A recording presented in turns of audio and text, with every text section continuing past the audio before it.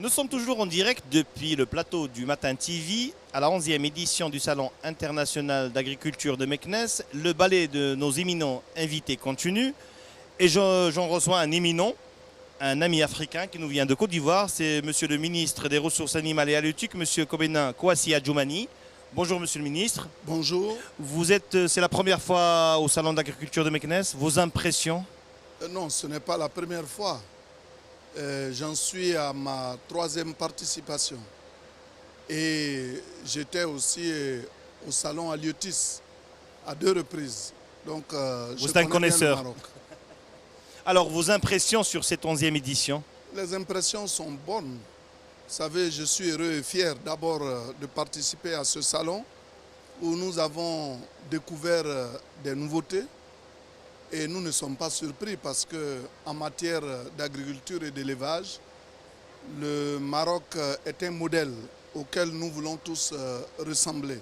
Et nous avons vu que le Maroc est un pays essentiellement agricole, comme la Côte d'Ivoire d'ailleurs, et nous avons été émerveillés. La Côte d'Ivoire, qui était connue aussi pour une agriculture variée et riche, a connu une période de crise due à certaines choses que nous n'allons pas développer aujourd'hui. Est-ce que cela va mieux? Est-ce que ça se développe? Est-ce que ça reprend? Oui, vous savez, comme le dit le premier président de Côte d'Ivoire, son Excellence Félix Houphouët-Boigny, qui malheureusement n'est plus, il disait que le succès de la Côte d'Ivoire repose sur son agriculture. Et c'est vrai, à un moment donné, nous avons connu des péripéties, beaucoup de difficultés dues à la sécheresse et à la mévente des produits de première nécessité, dont le café, le cacao, l'anarcade, le caoutchouc, l'huile de palme et autres.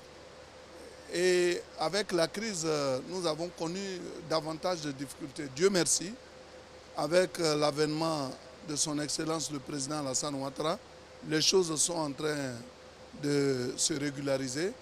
Aujourd'hui, nous sommes un premier producteur de cacao en Côte d'Ivoire avec 1 800 000 tonnes.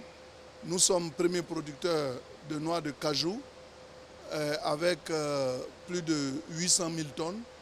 Et également, au niveau des autres spéculations, nous sommes bien classés. En ce qui concerne les ressources animales et halieutiques, surtout le volet halieutique, nous sommes premier port tonnier d'Afrique et nous sommes un premier pays exportateur de thon transformés en Europe. Donc c'est dire qu'au niveau de la Côte d'Ivoire, notre agriculture et notre volet ressources animales et halieutiques se portent bien. Bon, au niveau du volet ressources animales, nous avons beaucoup de difficultés quand même parce que nous dépendons encore de l'extérieur et je crois que l'expérience marocaine va nous servir de guide pour que nous soyons désormais compétitifs et pourquoi pas être autosuffisants en protéines animales. Justement, monsieur le ministre, on connaît que la coopération maroco-ivoirienne a pris beaucoup d'avance dans le domaine de la banque, dans le domaine de l'assurance, dans certains autres domaines comme l'immobilier. Aujourd'hui, en ce qui concerne les ressources halieutiques et animales, en ce qui concerne l'agriculture, comment voyez-vous les perspectives de cette coopération, de ce partenariat? Ah oui, je ne parlerai que de ce que je connais. Quand j'étais arrivé ici, j'ai été impressionné par un système de pêcherie pratiqué par le Maroc, à savoir le village des pêcheurs. Et j'en ai tellement été émerveillé que j'en avais parlé au ministre que vraiment mon souhait, c'est d'avoir un village de pêcheurs en Côte d'Ivoire. Le ministre m'a donné l'assurance qu'il en parlerait au roi et Sa Majesté, que Dieu le garde pendant longtemps parmi nous. Sa Majesté le roi a accédé à notre requête, d'abord en nous octroyant un village de pêcheurs à Lokodjoro. Et un an après, quand je suis revenu dans le cadre de Haliotis, le ministre de l'Agriculture et de la Pêche maritime, M. Hanouch, m'a fait savoir que le roi accédait également à une deuxième requête celle de nous permettre de disposer d'un village de pêcheurs à Grand Laou.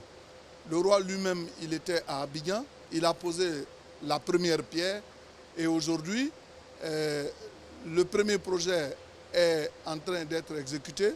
Le deuxième, la pose de la première pierre a été faite dans la ville et tout est en train de se mettre en place pour voir la réalisation effective de ces projets-là. Donc, nous disons qu'en matière de coopération entre la Côte d'Ivoire et le Maroc, c'est une grande fierté pour nous parce que Sa Majesté le Roi nous a fait l'honneur de nous octroyer 2 débarcadères pour la pêche en Côte d'Ivoire. Ce sont des outils précieux qui vont nous permettre de conserver le poisson parce que la plupart des captures, vous savez, 30% des captures souvent n'arrivent pas à la consommation en raison des difficultés de conservation. Avec les nouveaux procédés qui viennent de nous être octroyés, nous allons désormais pouvoir conserver le poisson parce qu'il y a des fours améliorés pour le fumage de poisson, il y a des fabriques de glace pour conserver le poisson, il y a des ventes de criées qui seront dans les 2 sites et pour nous c'est un grand bonheur. Et nous disons merci à Sa Majesté le Roi pour ce qu'il fait pour la Côte d'Ivoire et en particulier pour mon secteur d'activité. Merci Monsieur le Ministre et nous sommes fiers de cette déclaration et nous partageons votre joie qui est la nôtre aussi, que la Côte d'Ivoire connaisse un avenir très stable et aussi un développement consistant et que ce soit un partenariat fructueux entre les deux. Une question personnelle Monsieur le Ministre que je pose à tous mes invités. À part votre qualité de ministre, c'est quoi le premier stand que vous visitez quand vous enlevez votre casquette de ministre, le premier stand que vous allez voir dans un salon de l'agriculture? Le premier stand, c'est-à-dire... C'est le premier stand que vous aimez visiter, le premier... D'abord, en tant que ministre des Ressources animales et halieutiques, j'aime voir les animaux. Et tout à l'heure, j'ai été impressionné aussi par les animaux que j'ai vus. Je sais qu'au niveau du Maroc ici, vous faites des croisements et vous avez une génétique vraiment bien appropriée en raison bien sûr du climat qui s'adapte à ces élevages-là. Et nous aussi, nous voulons être vraiment des modèles dans ce domaine en venant nous inspirer de l'expérience du Maroc. Donc ce sont les animaux d'abord et en particulier les bovins. Les bovins. Les bovins. Les belles vaches. Mais j'aime aussi, dans le cas de Haliotis, voir les poissons. Parce que vous en avez de variés au niveau du Maroc. Et les poissons marocains sont très succulents. D'ailleurs, tout à l'heure, à l'occasion du déjeuner, j'ai fait l'heureuse expérience de goûter à du poisson made in Maroc, mais qui était vraiment bien. Il y a aussi le couscous marocain qui est prisé et que nous aimons en Côte d'Ivoire. Lorsque Sa Majesté le Roi vient en Côte d'Ivoire, il fait préparer beaucoup de couscous qu'on met à la disposition des gens qui sont pauvres. Et ça aussi, c'est à saluer parce que le roi sait se mettre au service de la collectivité, surtout, il sait venir en aide à tous les déshérités. Et ça, c'est très important. Merci, Monsieur le Ministre. C'était avec nous, Monsieur Kobenan Kwasi Adjoumani, ministre des Ressources animales et halieutiques de Côte d'Ivoire. Restez avec nous, nous revenons vers vous dans quelques instants. Mais avant de vous quitter, une déclaration aux auditeurs et aux spectateurs du Matin TV.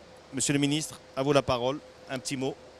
Oui, je voudrais d'abord dire merci au ministre de l'Agriculture et de la Pêche maritime du Maroc qui nous fait l'honneur de nous inviter à ce salon qui pour nous est une expérience à partager. Je voudrais également me saisir de votre micro pour dire merci à Sa Majesté le Roi pour l'aide qu'il apporte à la Côte d'Ivoire à travers les réalisations des 2 villages de pêcheurs dont je vous ai parlé tantôt. Je dis merci au peuple marocain dont l'hospitalité est légendaire. Et nous en avons pour preuve toutes les dispositions qui ont été mises en place pour nous permettre de faire un bon salon.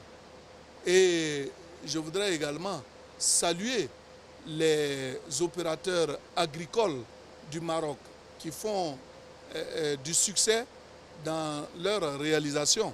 Parce qu'on parlait de Maroc vert et il suffit seulement de parcourir vos belles routes pour se rendre compte de l'effectivité de la réalisation de Maroc vert.